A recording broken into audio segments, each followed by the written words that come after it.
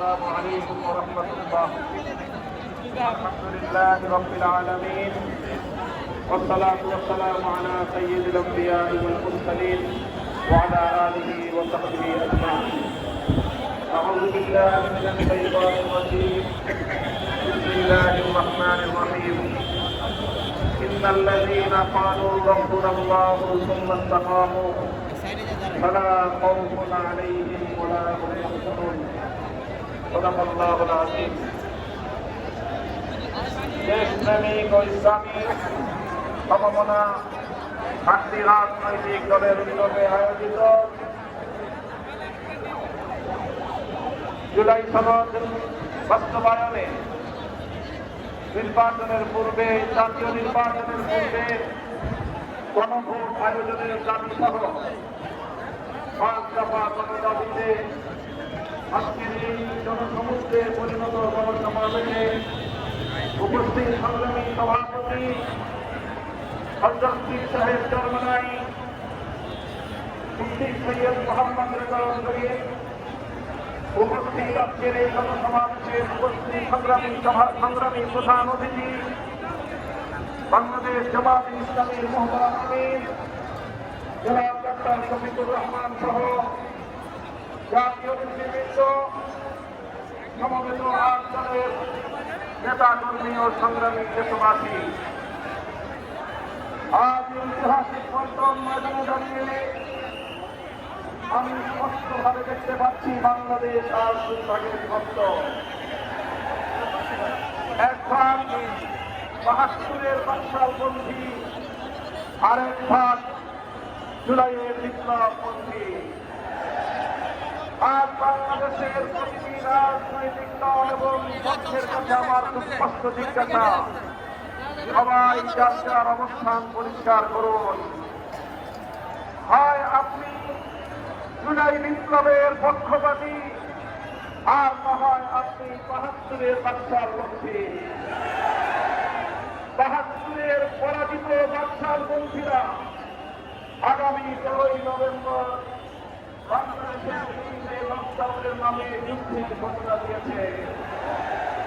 আমি ঘোষণা করতে চাই, ১৩ই নভেম্বর কোন বাকশালপন্থীকে বাংলার রাজপথে প্রণাম দিতে দেব না।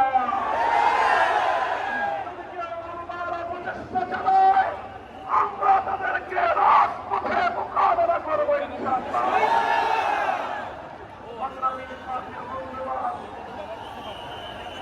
২০২৪-এর জুলাই বিপ্লব সহস্রাধিক তাজা প্রাণের রক্তের বিনিময়ে অনুষ্ঠিত এই বিপ্লব। এই বিপ্লবের ভিত্তিতে আগামী বাংলাদেশ পরিচালিত হওয়ার জন্যই ঐক্যমতের ভিত্তিতে জুলাই সনদ প্রণীত হয়েছে। এই জুলাই সনদ কোন কাগজের সনদ হিসেবে আমরা দেখতে চাই না। জুলাই সনদকে আমরা আগামী বাংলাদেশের রূপরেখা হিসেবে দেখতে চাই। এজন্য আমরা দলের পক্ষ থেকে বলেছি, অনতিবিলম্বে জুলাই সনদকে সরকারি আদেশের মাধ্যমে এর প্রাথমিক আইনি ভিত্তি প্রদান করতে হবে। এরপরে আগামী ত্রয়োদশ জাতীয় সংসদ নির্বাচনের পূর্বে গণভোটের মাধ্যমে জুলাই সনদকে চূড়ান্ত আইনি ভিত্তি প্রদান করতে হবে। এর প্রত্যয় হলে জুলাই বিপ্লবপন্থীরা বরদাস্ত করবে না, সেটা মানবে না। আমরা স্পষ্ট ঘোষণা দিতে চাই, আমাদের জুলাই যোদ্ধাদের, জুলাইয়ের বিপ্লবে শাহাদাত বরণকারী বীর শহীদদের রক্ত মারিয়ে জুলাই বিপ্লবের, জুলাই সনদ বাস্তবায়নের বাংলার মাটিতে আমরা কোনো কিছুই হতে দেব না। আমি জানি না জাতীয় নির্বাচনের আগে জুলাই সনদ বাস্তবায়নের লক্ষ্যে গণভোট হলে কার কি সমস্যা সেটা আমাদের বুঝে আসে না। আমাদের সমস্যা হলো জুলাই সনদের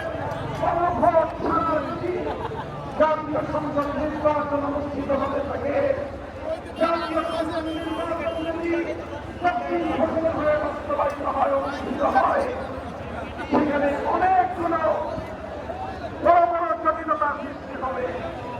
তার মধ্যে অন্যতম একটি হল দ্বিকক্ষ বিশিষ্ট জাতীয় সংসদের উচ্চকক্ষ কিভাবে গঠিত হবে, কিভাবে রাজনৈতিক দলগুলো তাদের নির্বাচনী প্রশ্ন তৈরি করবে জাতির সামনে, তারা তাদের উচ্চকক্ষের 100 সদস্যের তালিকা কিভাবে প্রকাশ করবে, এই সকল বিষয়ের কোন সদস্য তাদের কাছে নাই। যারা জুলাই সনদের গণভোট জাতীয় সংসদ নির্বাচনের আগে অনুষ্ঠানের ক্ষেত্রে বিরোধিতা করছেন, আমরা তাদের সমস্যার কথা জানতে চাই।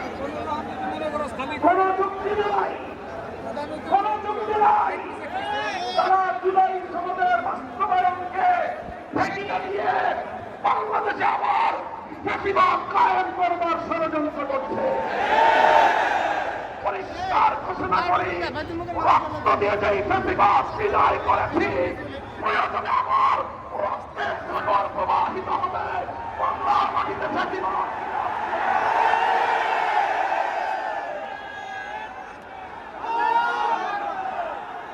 রাজনৈতিক পক্ষগুলোকে বলতে চাই, আমরা রক্ত দিয়েছি বাবাকোটে, আমরা রক্ত দিয়েছি 17 আমরা রক্ত দিয়েছি 2015 সালে, রক্ত দিয়েছি 2021 সালে, রক্ত দিয়েছি জুলাই বিপ্লবে। আমাদের মুখোমুখি দাঁড়াবার চেষ্টা করবেন না। আমরা রক্ত দিয়ে অধিকার আদায় করি, রক্ত দিয়ে বাংলাদেশ কিনেছি, রক্ত দিয়ে এই বাংলাদেশের স্বাধীনতা রক্ষা করবো ইনশাআল্লাহ।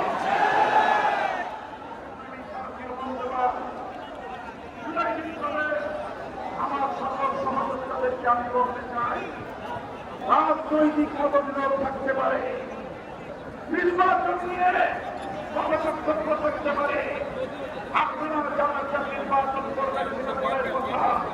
আসুন, যারা জুলাইয়ের বিপ্লবের রাজপথে ছিলেন, জুলাই বিপ্লবের আমাদের আইনি ভিত্তি কার্যকর করার জন্য আমরা হাতে হাত রাখি। সংগ্রামী সাথী বন্ধুগণ, সর্বশেষ বক্তব্য, আগামী 13 তারিখ জুলাই সনদে গণভোটকে কেন্দ্র করে সরকারি সিদ্ধান্তের দিকে আমরা তাকিয়ে আছি।